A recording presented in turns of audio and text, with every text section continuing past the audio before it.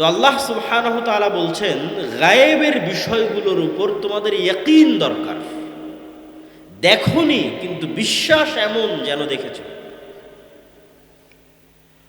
বিশ্বাস এমন পর্যায়ের যেন তোমরা পরকাল দেখে এসেছো, কবরের আযাব দেখে এসেছো, জান্নাত এবং জাহান্নাম দেখে এসেছো। এবং গায়েবের উপর বিশ্বাসের মজবুতির উপরই মুসলমানদের সফলতা নির্ভর করে। কার কোন স্তরের গায়েবের উপর ইয়াকিন আছে, সেই স্তরের মাধ্যমেই মুসলমানদের শক্তি সফলতা নির্ভর করে। তো আমরা আজকে ঈমান বিল গায়েবের একটা অংশের আলোচনা করব, আল ঈমান বিল মালাইকা। ফেরেশতারা কিসের তৈরি বলেন তো?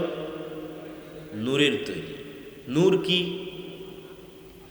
না, নূর আগুন হলে তাহলে তো জিনেরা আর ফেরেশতারা একই হয়ে গেল। আলো, সুন্দর। এবং আরো স্পষ্ট করে বলা যায় যে অন কাইন্ড অফ আলো, এক প্রকারের আলো। কেননা আমরা যেই প্রকারের আলো দেখি এই আলো নয়। নূরের আলো ভিন্ন আলো, যা চোখে দেখা যায় না। আর জিনেরা তৈরি হয়েছে কি থেকে? আগুন থেকে। তো আগুনেরও আলো আছে আর নূরেরও আলো আছে। তো আমরা প্রথমে বুঝবো নূর একটা অস্তিত্বশীল বাস্তব বিষয়। এটা কোনো কাল্পনিক বিষয় নয় যে মুহাম্মদ সাল্লাল্লাহু আলাইহি ওয়াসাল্লাম বললেন, কোরআনে আসলো, আমি বললাম, তাই আমরা কল্পনা করছি, এটা না।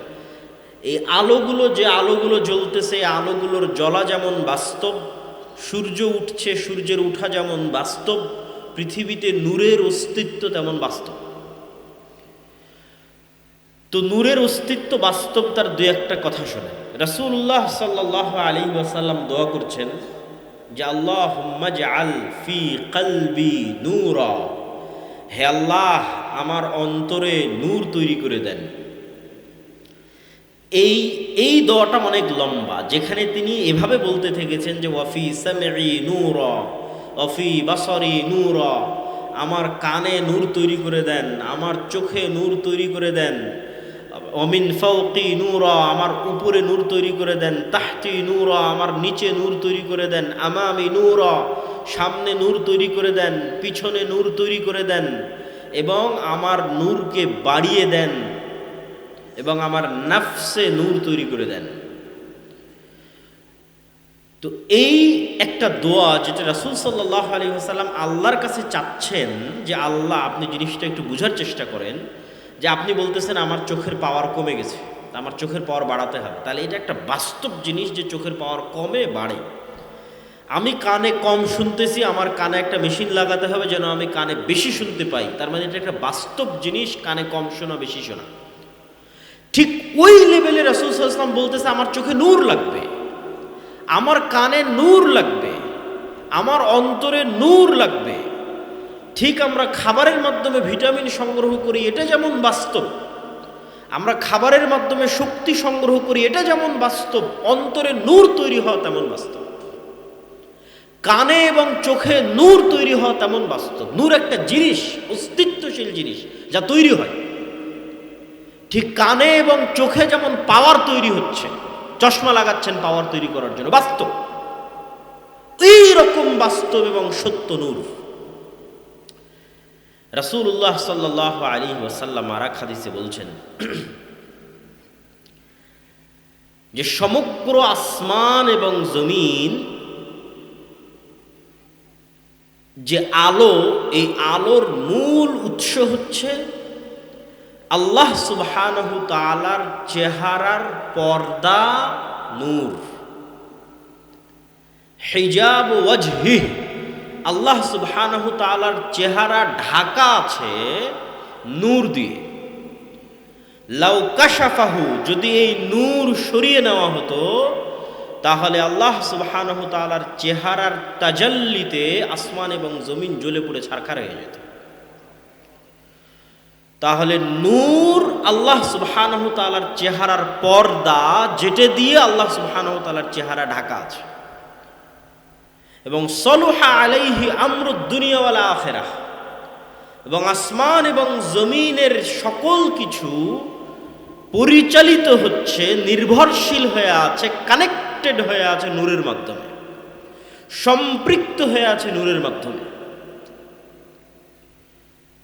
তাহলে নূরের আরো একটা বিষয় বোঝা গেল যে নূর এতটা অস্তিত্বশীল যে সমগ্র পৃথিবী, আসমান, জমিন এবং সৃষ্টি জীব এবং আল্লাহ সুবহানাহু ওয়া তাআলার মাঝে পর্দা হিসেবে আছে নূর। এবং কোরআনের বহু আয়াতে আল্লাহ সুবহানাহু ওয়া তাআলা, যেগুলো বিস্তারিত আজকে আয়াত ধরে ধরে আপনাদের সামনে পড়ছি না, কিন্তু আমার যে বই সামনে আসতেছে সেই বইয়ে সেগুলো সব আয়াত উল্লেখ করা আছে, যেখানে আল্লাহ সুবহানাহু ওয়া তাআলা কোরআনকে নূর বলছেন, যেখানে আল্লাহ সুবহানাহু ওয়া তাআলা তার ওয়াহী, তার কিতাবকে নূর বলছেন, তার দ্বীনকে নূর বলছেন। যে আল্লাহ সুবহানাহু ওয়া তাআলার নূরকে যারা নিভাতে চায় তারা কখনোই আল্লাহ সুবহানাহু ওয়া তাআলার নূরকে নিভাতে পারবে না। তিনি মুতিম্মু নূরি, তার নূরকে তিনি পূর্ণ করেই ছাড়বেন। ওয়ালাউ কারিহাল কাফিরুন ওয়ালাউ কারিহাল মুশরিকুন, যদিও কাফের এবং মুশরিকরা অপছন্দ করে, সেই নূর হচ্ছে ইসলাম, সেই নূর হচ্ছে কোরআন। এগুলোকে আল্লাহ সুবহানাহু ওয়া তাআলা নূর বলেছেন। এবার নূর যখন আপনি বুঝলেন যে নূর একটা বাস্তব জিনিস, এখন আরেকটু আমরা গভীরে আরো অনুভব করি যে নূর যদি এত বাস্তব হয় তো চোখে দেখা যায় না কেন, বিজ্ঞান ধরতে পারে না কেন, সায়েন্স অ্যান্ড টেকনোলজিতে বের করা যায় না কেন যে নূর আছে পৃথিবীতে। নূর আমার অন্তরে তৈরি হচ্ছে, আমার অন্তরে নূর নাই, অন্তর মারা গেছে। কি দিয়ে, কোন যন্ত্র দিয়ে পরীক্ষা করব? আমার চোখের পাওয়ার কমে যাচ্ছে, এটা মাপার যন্ত্র আছে, কিন্তু আমার অন্তরে নূর নাই, মারা গেছে, এটা মাপার আমার যন্ত্র কোথায়? অতএব আমি বাস্তবে অনুভব করতে চাই নূর আছে। তাহলে দুটো উদাহরণ দিয়ে আমরা এখান থেকে সামনের দিকে এগিয়ে যাব। আমাদের আলোচনার বিষয় ফেরেশতাদের প্রতি ঈমান। ফেরেশতারা কিসের তৈরি? নূরের তৈরি। আমরা বুঝবো যে নূর আছে পৃথিবীতে, আমাদের আশেপাশে সব জায়গায় নূর আছে, আমরা দেখতে পাচ্ছি না। তো চলেন এবার দেখতে পাচ্ছি না তাহলে কেন আছে। এক নাম্বার উদাহরণ, বিজ্ঞানীরা বলছে যে কুকুরের ঘ্রাণ শক্তি মানুষের ঘ্রাণ শক্তির চাইতে 10,000 গুণ বেশি। 1 গুণ, 2 গুণ, 100 গুণ, 200 গুণ নয়, কুকুরের ঘ্রাণ শক্তি মানুষের চাইতে 10,000 গুণ বেশি। আমরা আপনাকে যেভাবে দেখছি, আপনারা আমাকে যেভাবে দেখছেন, আমাদের পাশে থাকা আর একটা সৃষ্টিজীব কুকুর আমাদের সেভাবে দেখে না। আরো খুলে বলি, আগে যখন সাদা কালো টিভি ছিল তখন একটা মানুষের চেহারা যেমন দেখা যেত, রঙিন টিভিতে সেই চেহারা ভিন্ন দেখা যায়। তো আমি এখন আপনাকে যেমন দেখছি, যেই কালারে দেখছি, যেই আকার আকৃতিতে দেখছি, কুকুর আমাদের সেই কালার, সেই আকার আকৃতিতে দেখে না। কেন? আমরা 3D মাত্রায় দেখতে পাই, অন্য সব প্রাণী ওইভাবে 3D মাত্রায় দেখে না। তাহলে কুকুর চিনে কিভাবে? কুকুর চিনে ঘ্রাণে। চেহারা দেখে নয় যে এটা আব্দুল্লাহ, ওটা আমার মালিক, ওটা আমার মনিব। ঘ্রাণ দিয়ে চিনে ফেলে। মানুষ যাচ্ছে, মানুষ আসছে ঘ্রাণ দিয়ে। তো কুকুর এমনও, তথা পৃথিবীতে এমনও জিনিস আছে যা আমার নাক নিতে পারবে না, তার চাইতে 10,000 গুণ সূক্ষ্ম লেভেলে নিচে নেমে গেলে 10,000 গুণ, তথা আমার নাক যেই লেভেলের ঘ্রাণ নেবে তার চাইতেও 10,000 গুণ নিচে নেমে গেলেও কোনো একটা জিনিসের ঘ্রাণ আছে, কিন্তু আমি বুঝতে পারতেছি না, কুকুর বুঝতে পারতেছে ওই জিনিসের ঘ্রাণ আছে। ধরেন এই মাইকটার একটা ঘ্রাণ আছে, আমি টানলেও বুঝতে পারতেছি না। তো পৃথিবীতে এমনও ঘ্রাণ আছে যেই ঘ্রাণ আমি অনুভব করতে পারি না। 10,000 গুণ নিচ পর্যন্ত আমি অনুভব করতে পারি না, কিন্তু কুকুর পায়। 2 নাম্বার, এখন পর্যন্ত মানুষ এমন কোনো যন্ত্র আবিষ্কার করতে পারেনি যে যন্ত্রটা কুকুরের মতো ঘ্রাণ নিতে পারবে। তাহলে সায়েন্স অ্যান্ড টেকনোলজি এক পাশে, মানুষের নিজের নাকের ঘ্রাণ শক্তি এক পাশে, দুটো মিলিয়ে পৃথিবীতে এমন হাজারো জিনিস আছে যার ঘ্রাণ আছে, কিন্তু মানুষের কোনো মাধ্যম নাই ওটা জানার যে ওটার ঘ্রাণ আছে কিনা।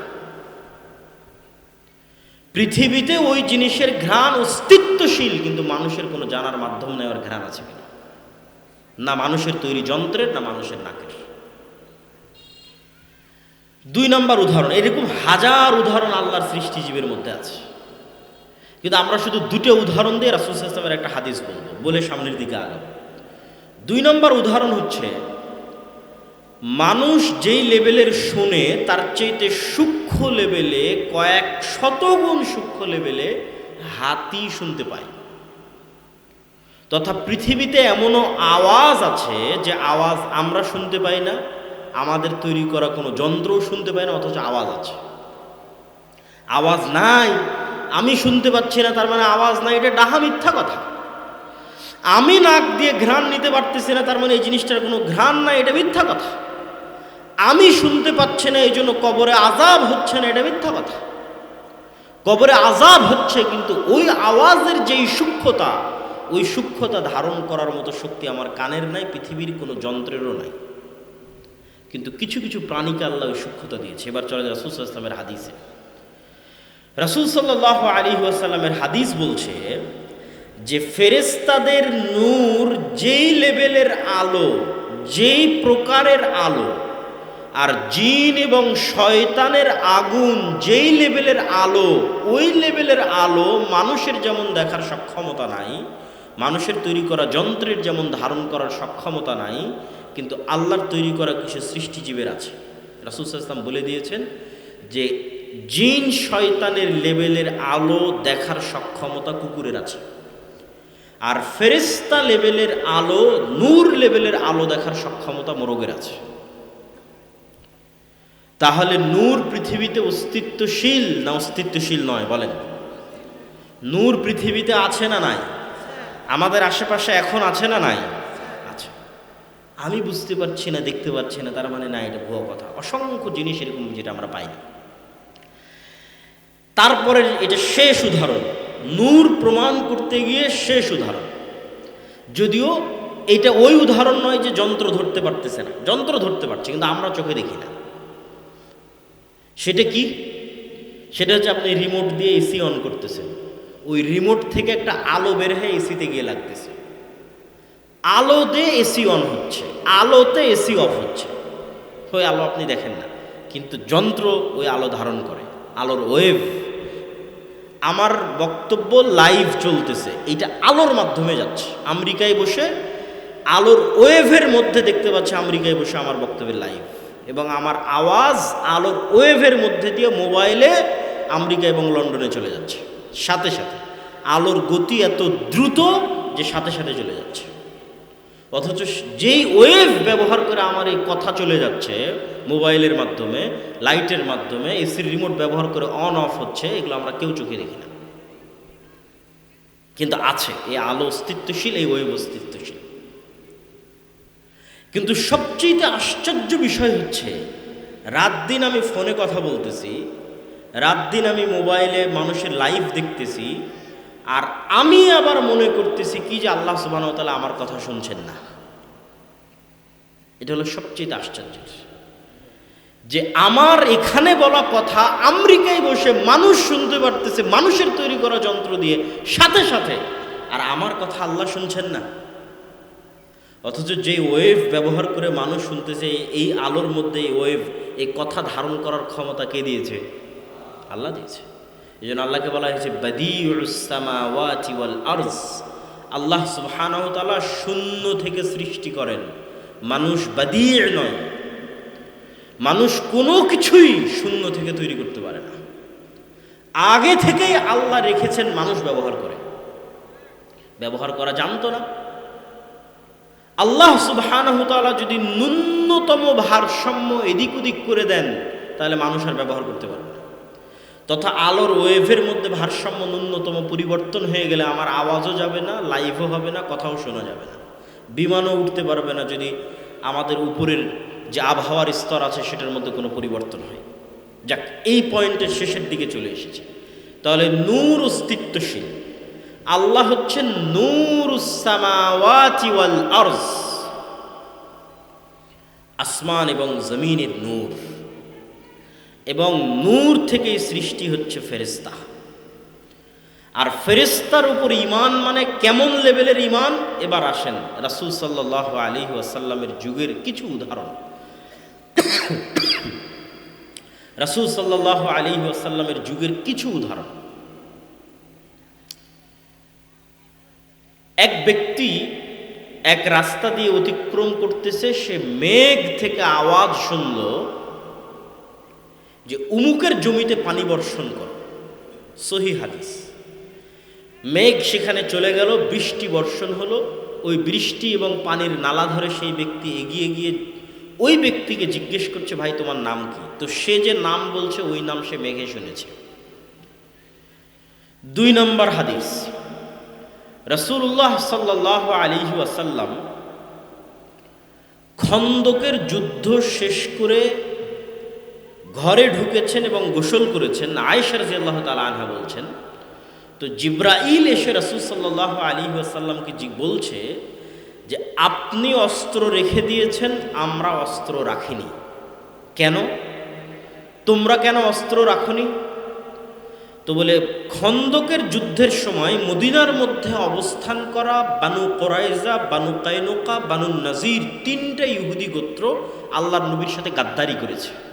এদেরকে মদিনা থেকে বের করে দিতে হবে, শাস্তি দিতে হবে, এই জন্য আমরা অস্ত্র রাখিনি। আপনি এবং আপনার সাহাবীরা অস্ত্র নিয়ে রওনা দেন। এবার আনাস রাদিয়াল্লাহু তাআলা আনহু বলছে, আল্লাহর নবীর নির্দেশে আমরা পুনরায় বানু কোরাইজা, বানু কায়নুকা, বানু নাজির গোত্রের দিকে রওনা দেওয়া শুরু করলাম। তো আমরা দেখছি আমাদের পৌঁছার আগেই ইহুদি গোত্রের অলিগলিতে ধুলা উঠতেছে। তো কিসের ধুলা? আমাদের আগেই জিব্রাইলের বাহিনী, ঘোড় সওয়ার জিব্রাইলের বাহিনী সেখানে পৌঁছে যাওয়ায় জিব্রাইলের বাহিনীর পদাঘাতে ধুলা উঠতেছে। বলেন আল্লাহু আকবার। আনাস রাদিয়াল্লাহু তাআলা আনহু বলতেছে, উহুদের যুদ্ধে হানজালা রাদিয়াল্লাহু তাআলা আনহু নামে একজন সাহাবী মারা গেছে, শহীদ হয়েছে। তিনি বাসর ঘর থেকে বের হয়ে গিয়ে শহীদ হয়েছে। তার স্ত্রীর দেওয়া সংবাদের কারণে সাহাবীরা চাচ্ছে তাকে গোসল দিবে। রাসূল সাল্লাল্লাহু আলাইহি ওয়াসাল্লাম বলছেন, তাগসিলুহুল মালায়েকা, হানজালাকে গোসল দেওয়ার দরকার নাই, ফেরেশতারা অলরেডি তাকে গোসল দিয়ে দিয়েছে। বদরের যুদ্ধে আব্দুর রহমান বিন আউফ রাদিয়াল্লাহু তাআলা আনহু বলছেন যে আমার 2 পাশে 2 জন ব্যক্তি ঘোড়ায় যুদ্ধ করতেছে, সাদা ধবধবে কাপড় পরিধান করে, যাদেরকে মদিনাতে আমি আগে কোনো দিন দেখিনি, পরে কোনো দিন দেখিনি। রাসূল সাল্লাল্লাহু আলাইহি ওয়াসাল্লামকে গিয়ে যখন আমি জানালাম এই ঘটনা, আল্লাহর নবী বললেন তারা 2 জন ছিল জিবরাইল এবং মিকাইল। আমি যতগুলো হাদিস বলছি সব সহিহ হাদিস, বেশিরভাগই বুখারী মুসলিমের হাদিস। উহুদের যুদ্ধে রাসূল সাল্লাল্লাহু আলাইহি ওয়াসাল্লামের এক সাহাবী একজন মুশরিককে তাড়া করতেছে। তাড়া করতে গিয়ে সে একটা অদৃশ্য আওয়াজ শুনল, আকদিম হাইজুম, দ্রুত এগিয়ে চলো হে হাইজুম। তো দ্রুত ওই মুশরিকের উপর আক্রমণ করতে গিয়ে সাহাবী দেখছেন তার আক্রমণের আগেই মুশরিক উল্টে পড়ে আছে এবং তার আহত জায়গা থেকে, ক্ষত স্থান থেকে রক্ত বের হচ্ছে। এই ঘটনা সাহাবী রাসূলুল্লাহ সাল্লাল্লাহু আলাইহি ওয়াসাল্লামকে শোনালেন। আল্লাহর নবী বললেন এটি ছিল 3য় আসমান থেকে আসা ফেরেশতা। আল্লাহু আকবার। ফেরেশতাদের ঘটনা রাসূল সাল্লাল্লাহু আলাইহি সাল্লামের জীবদ্দশায় সাহাবীদের বাস্তবে চোখে দেখা অসংখ্য, অগণিত, বলতে বলতে শেষ করা যাবে না, এত বেশি। আর এগুলো শুধু হাদিস থেকে নয়, স্বয়ং আল্লাহ সুবহানাহু ওয়া তাআলা পবিত্র কোরআনের সূরা আলে ইমরানে, সূরা নেসায় আল্লাহর নবীর সহযোগিতায় বদরে, উহুদে, খন্দকে, হুনাইনে 1000, 3000, 5000 করে ফেরেশতা তিনি অবতীর্ণ করেছেন। তার স্পষ্ট ঘোষণা পবিত্র কোরআনে আল্লাহ সুবহানাহু ওয়া তাআলা দিয়েছে যে বদর, উহুদ, খন্দক, হুনাইনে 1000, 3000, 5000 করে ফেরেশতা অবতীর্ণ হয়েছে। রাসূলুল্লাহ সাল্লাল্লাহু আলাইহি ওয়াসাল্লাম একদিন মসজিদে নববীতে বসে আছেন। এইরকম মুষ্টি কয়েক, গুটি কয়েক সাহাবীদের একজন অপরিচিত ব্যক্তি মসজিদে নববীতে প্রবেশ করলো। চুল উস্কো খুস্কো নয়, সফরের কোনো আলামত নাই, চিনাও যায় না। এই সফর আজকের বিমানের যুগের সফর নয়, এই সফর মরুভূমির সফর। তো কোনো আলামত নাই সফরের। ওমর রাদিয়াল্লাহু তাআলা আনহু বলছেন তাকে আমরা চিনিও না। আজকের 1400 বছর পরের মদিনা এত ছোট শহর যে এখনো মদিনার সব মানুষকে চেনা সম্ভব। আর আমরা যেই সময়ের হাদিস বলছি এইটা আজ থেকে 1400 বছর আগে, যখন সর্বোচ্চ 500 থেকে 600 1000 মানুষ মদিনায় বসবাস করে, সবাই সবাইকে চেনে।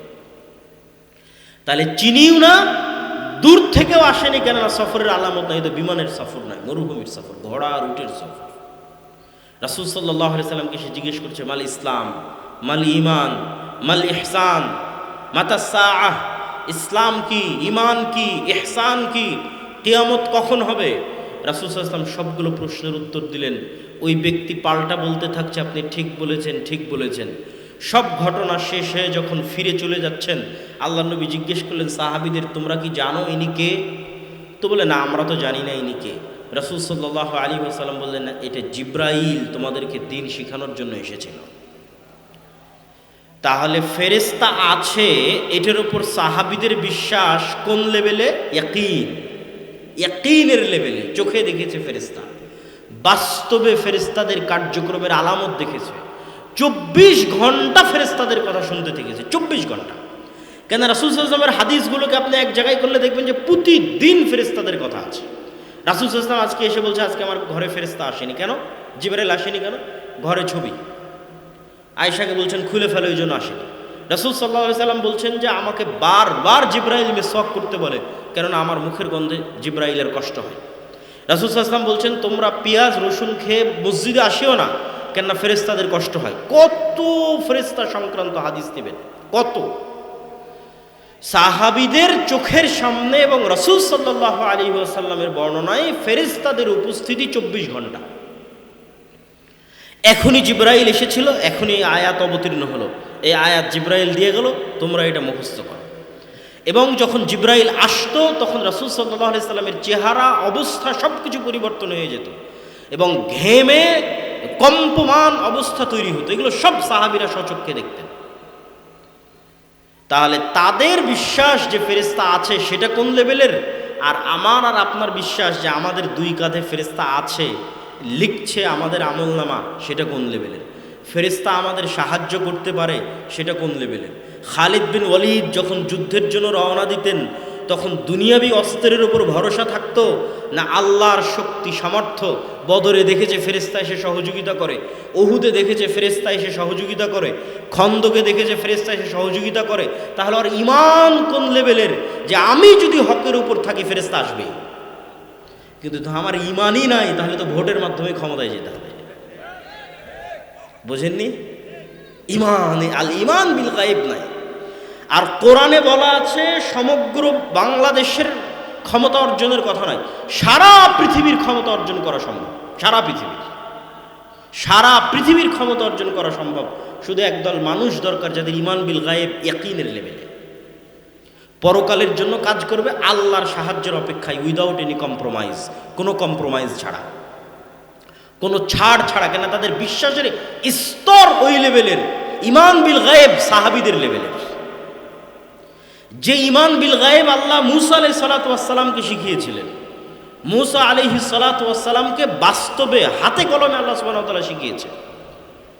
আপনি বিশ্বাস করেন, আপনি বানু ইসরাইলের ঘটনা পড়ে দেখেন, ইতিহাস ঘেটে দেখেন, আজকের মুসলমানেরা আজকের আমেরিকা এবং ইসরায়েলের সামনে যতটা অসহায় এবং দুর্বল, মুসলমান বহু দূরের কথা, আজকের গাজার মানুষ আজকের আমেরিকা এবং ইসরায়েলের সামনে যত দুর্বল, তার চাইতে 1000 গুণ 100 গুণ দুর্বল ছিল বানু ইসরাইলরা, তার চাইতে 1000 গুণ 100 গুণ দুর্বল ছিল আল্লাহর নবী মুসা ফেরাউনের শক্তি সামর্থ্যের কাছে, ফেরাউনের ক্ষমতার কাছে।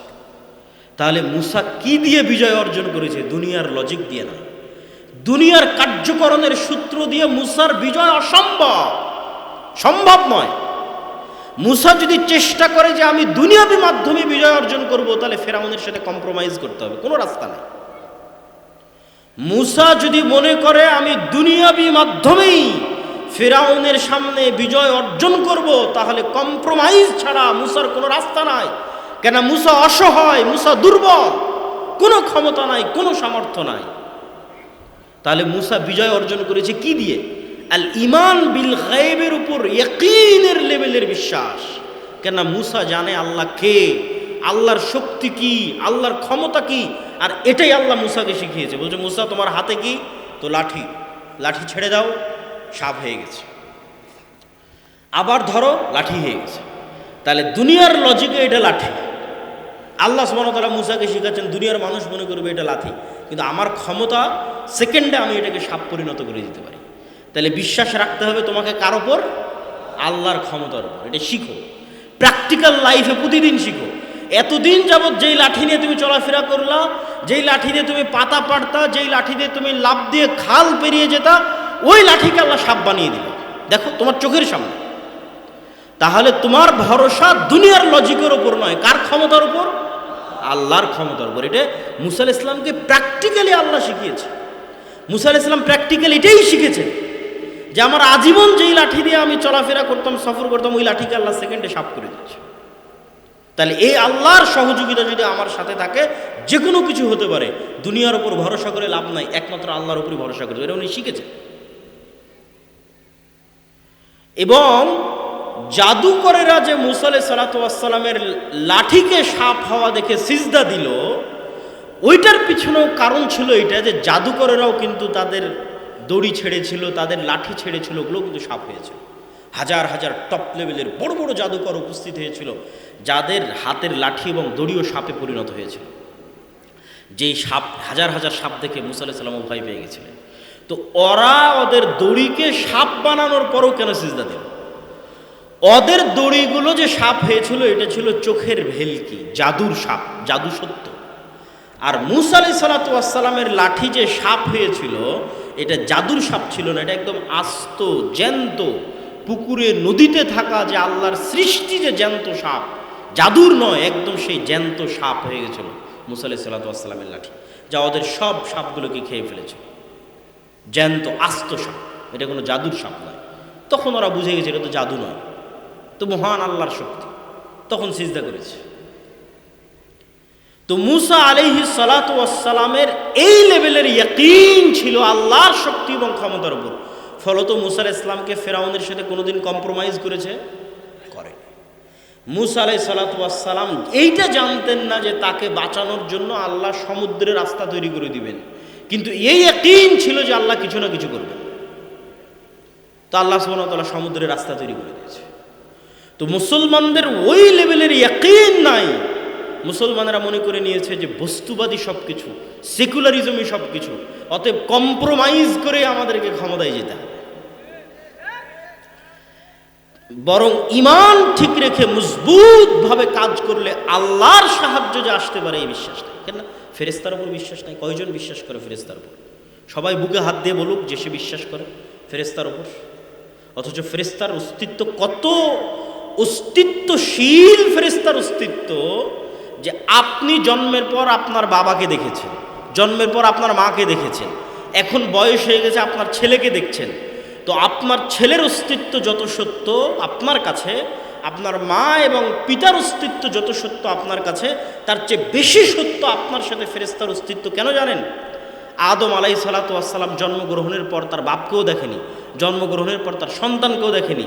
আদম আলাইহিস সালাম সৃষ্টির পর তার স্ত্রীকেও দেখেনি। আদম আলাইহিস সালাম সৃষ্টির পর সর্বপ্রথম ভিন্ন জগতের দুইটা প্রাণীকে দেখেছে, একটা জিন আর একটা ফেরেশতা। তা আমরা তো আদমেরই সন্তান। আমি মনে বুঝাতে পারলাম না। তাহলে মানুষ দুনিয়াতে আসার আগে সবার আগে মানুষকে দেখেছে না সবার আগে কাকে দেখেছে?